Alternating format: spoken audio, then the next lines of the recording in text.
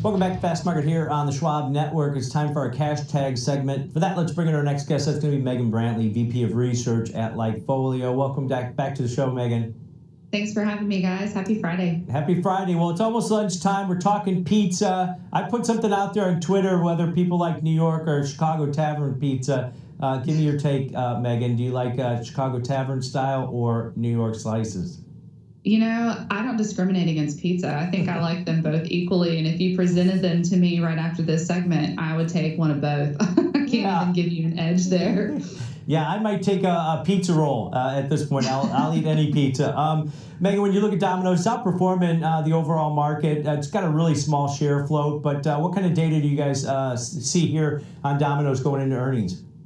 Yeah, so this is a stock. I think it's up around 15% this year. It's been a pretty tariff-friendly name. And as we head into this earnings result, you know, we do have a bit of a sneak peek in how the consumer is acting with Chipotle's report this week. And it was a little bit of a warning sign that maybe a consumer is pulling back. And we know that dining out is typically one of the first things that consumers cut whenever they start to pull back on their spending. But I will add a caveat here, because whenever we look at Domino's, this is also a company that has a high value proposition for consumers. You know, whenever you think about it, you can feed your entire family for the same cost as you would pay for a single Chipotle bowl. So I think that it's a tough compare there. And this is one thing that Domino's has done really well, is show that value. We also see this in its results when we look at demand and consumers talking about, you know, getting carry out versus getting delivery. We see a significant carry out edge, and we saw that last quarter too. I think carry out sales were up 6%, delivery sales were down 1%, and a lot of this has to do with the perceived value that consumers are getting,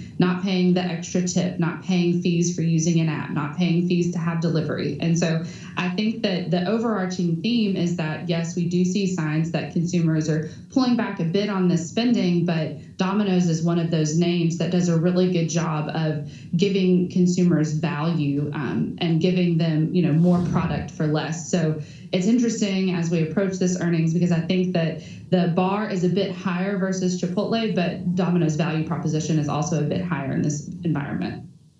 So, Megan, it seems like for me, and this is just an observer, that Domino's doesn't really kind of roll out new product offerings, but it seems like you're saying that the value itself really kind of outweighs new products. Like Papa John's just came out with the Shack-a-Roni. It seems like that might be something that's on the radar here. Is there something that kind of, that in your data that shows maybe new product offerings is not really what's driving these visits? Because it looks like with your visit volume compare chart that you have here, it seems like Domino's just completely taking the cake here.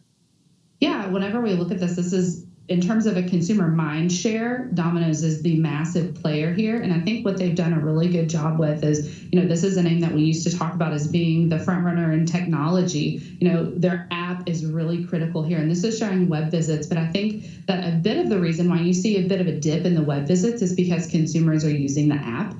We know that loyalty drives repeat purchases. I think there are more than 35 million of Domino's loyalty members, and they're really good about nudging you, about pushing you and saying, hey, it's Friday, you're on your way home from work, do you want to slide and, you know, pick up this pizza? Here's a carryout deal. And so I think that that's really important. And at least in our data, we see some traction on the loyalty front, especially with Domino's. I think that they have dropped some new products. There's a New York style pizza. I think there's a mac and cheese that they've added to their menu, but nothing too crazy. But I think really it's the value proponent that they're offering consumers that seems to be driving sentiment and driving purchases, at least on our end right now.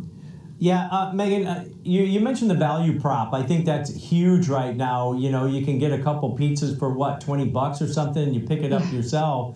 And, you know, you looked at some of the other restaurant stocks like Brinker and some of these other ones with the Applebee's, with the Chili's, that, you know, they have these meal deals for like $10. I mean, if people are going out, they're doing that because those stocks were hitting all-time highs recently. Are you guys seeing that same type of trend where, hey, it's a great value prop and people like it?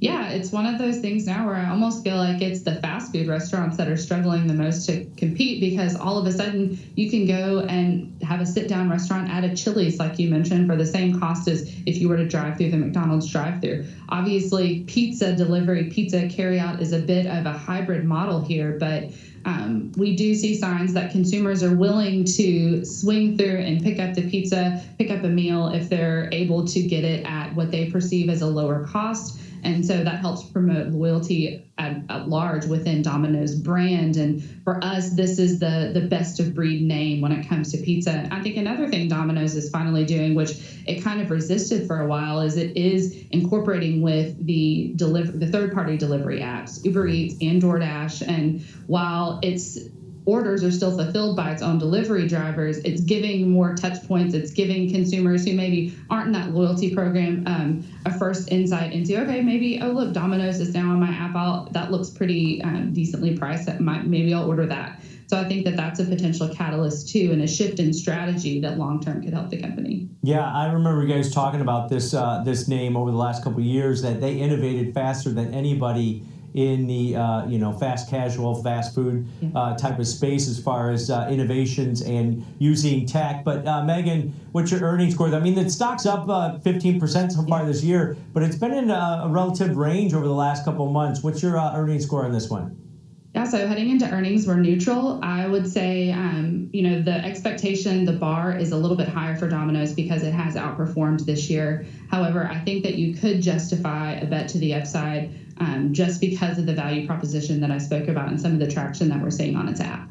All right, great stuff, great data. As always, Megan, appreciate it. Have a great weekend.